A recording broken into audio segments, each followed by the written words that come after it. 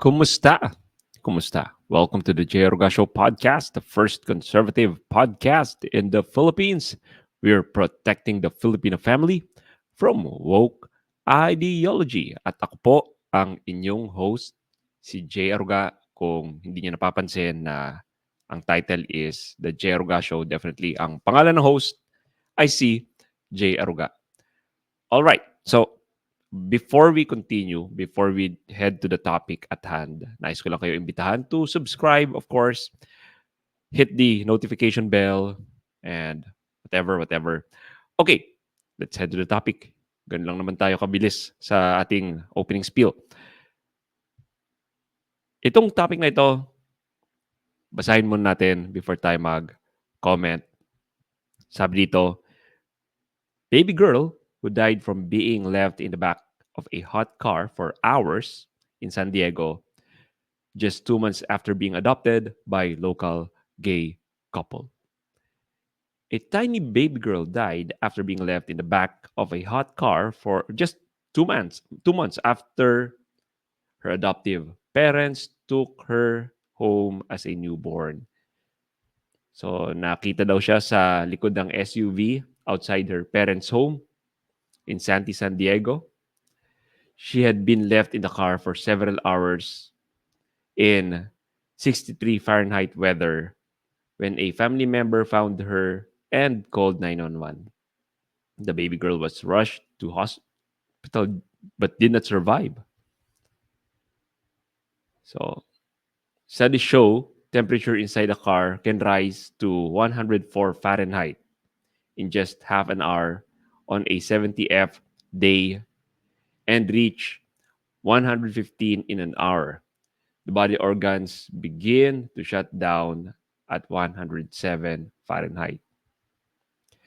Diana's parents, Romer and Jason De Los Santos, at hindi ko alam kung Pinoy pa itong mga parents na ito, took her home on April 11th after flying to Arizona where they met the baby girl in hospital for the first time.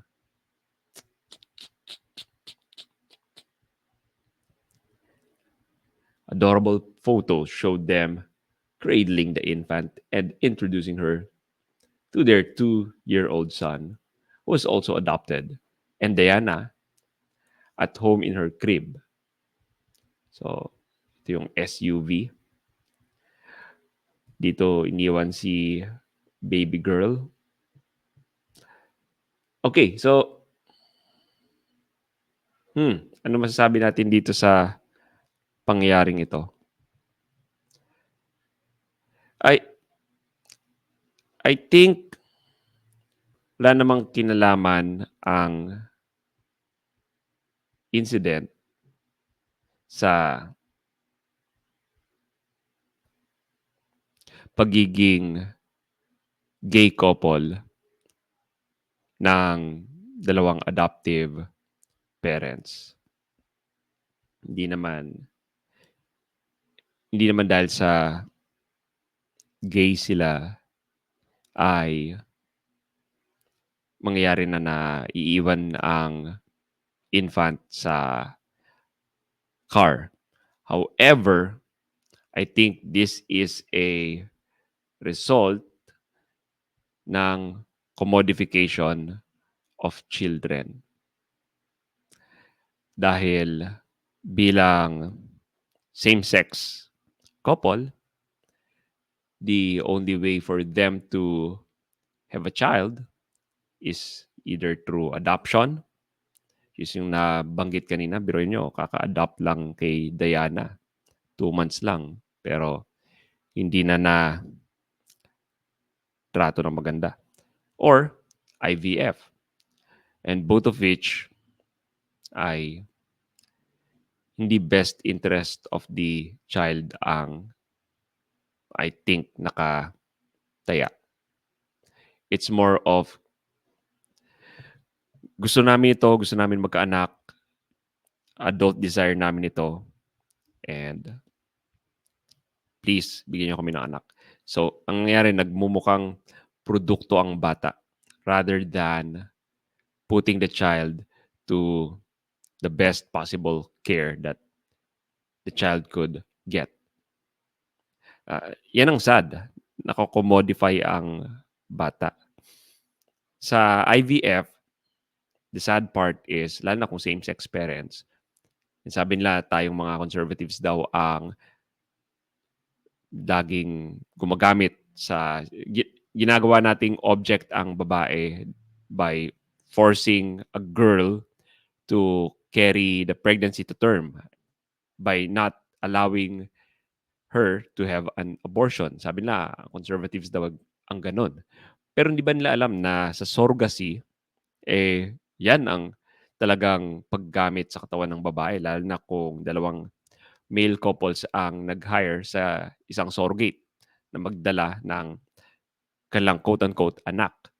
And at the same time, kapag umorder ng bata ang gay couple, pepersahin mo silang kunin sa kanilang ina. Sasadyain mong mawalay ang batang ito sa kanyang ina para lang ma-serve ang kagustuhan ng dalawang lalaking ito to have a child. And yun yung tinatawag na commodification of children. Diba? Whereas sa opposite sex couple na nagkaroon ng anak, naturally, the first concern is yung bata at yung right ng bata sa kanyang nanay at tatay. And yun talaga yung marriage eh. Ang marriage is actually just attaching the kid sa kanyang biological parents. And of course, nandiyan yung adoption. Pero when it comes to adoption, tandaan nyo na sa adoption, ang tunay na kliyente is dapat yung bata.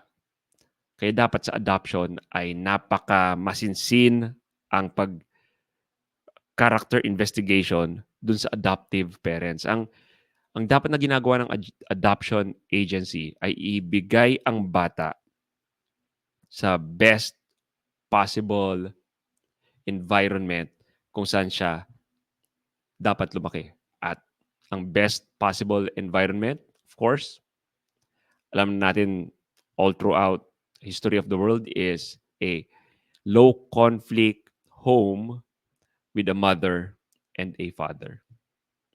Other than that, ang iniisip na lang ng mga nag-a-adopt ay ang kanilang adult desires than the welfare of the child, which is dapat ang child ang client sa adoption, hindi yung couple. So, yun ang nangyayari sa mundo natin ngayon. Children are being commodified. Kaya nangyayari ito na kung ayaw na ng couple ang produkto, ay imamaltrato na ito. So, I don't know. What do you think, guys? Leave a comment below. And, yun, please subscribe kung hindi pa kayo nakaka-subscribe dito sa channel natin, sa Spotify, sa YouTube, and even in our Facebook page or Instagram or sa X na rin. Okay, so let's leave it there. This has been another episode of the Jeroga Show. At the end of the day, it will be night. Goodbye.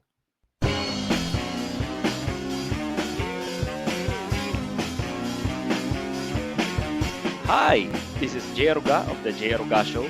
If you like what you just saw, please consider subscribing and smash that like button. We'll need all of your help to take back the culture from this ideological colonization of the West. Thank you.